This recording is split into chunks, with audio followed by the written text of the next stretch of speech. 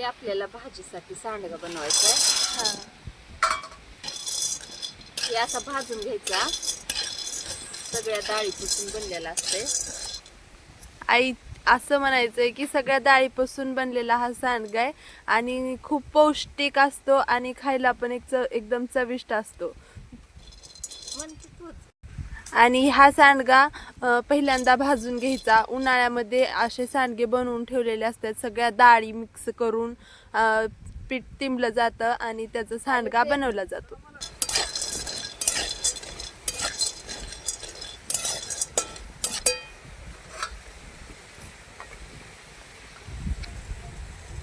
अशा प्रकारे आपल्याला लालसर असा सांडगा भाजून घ्यायचा आहे आणि आता सांडगा आपला भाजी करण्यासाठी रेडी आहे. एका प्लेटमध्ये काढून घ्यायचा. आता आपल्याला टाकायचं आहे कढईमध्ये तेल आणि कढई तापेपर्यंत तुम्ही हे नजारा बघून घ्या. आता तेल तापलंय, त्यामध्ये मोहरी टाकायचे, जिरे टाकायचे आणि खूप सारा कांदा टाकायचा आहे.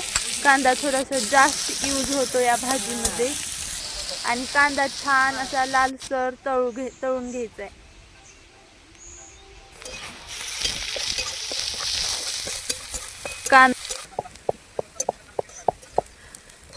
छान लालसर कांदा परतून घ्यायचा आहे आणि भाजीमध्ये टाकण्यासाठी सोल्याचं कूट आणि लसूण एकत्र वाटायचं आहे.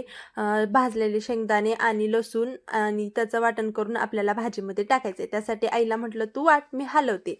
आणि मी इथं छान कांदा परतायला चालू केला. बघू शकता कांदा तळण्यामध्ये कंजूसी करायची नाही. छान लालसर कांदा तळून घ्यायचा आहे आणि मगच त्याच्यामध्ये आपल्याला सांडगे घालायचे आहेत. आणि सांडगे घातल्यानंतर तेलामध्ये जास्त वेळ परतायचं नाही. 1-2 मिनिट तेलामध्ये परतलं की लगेच पाणी ओतायचंय, नाहीतर सांडगे आतून गच्च म्हणजे निब्बर होतात आणि शिजत नाहीत. त्यामुळं लगेच पाणी ओतायचं आहे आणि एक 5-10 मिनिट वाफेवर ताट झाकून ते शिजू द्यायचे. मीठ टाकायचं, 2 चमचे इसे टाकायचा.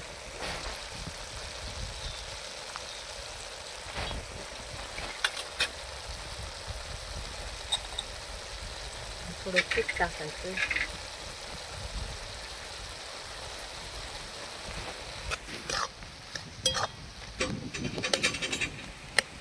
मीठ, तिखट, कूट सगळं काही टाकून झाल्यानंतर छान ते एकजीव करायचं आहे, मिक्स करायचं आहे आणि थोडंसं पाणी घालून डबल त्याला आता पूर्ण शिजू द्यायचे. ताट झाकून ठेवायचे आणि छान वाफेवर स्लो फ्लेमवर तुम्ही गॅसवरती करत असाल तर, नसेल तर चुलीवरती करत असाल तर आम्ही तर आरावरती शिजू दिला आहे. सांडगा दमाने शिजलेला आहे आजपर्यंत. बघू शकता किती छान दिसायलाच एकदम लजीज दिसत आहे आणि शरीरासाठी सुद्धा तो तितकाच गुणकारी आहे. कारण मुलं असं साधारणपणे डाळी खात नाहीत, म्हणून ते सांडग्यामध्ये सगळ्या प्रकारच्या डाळी असतात. त्यामुळे एकदम पौष्टिक असतो.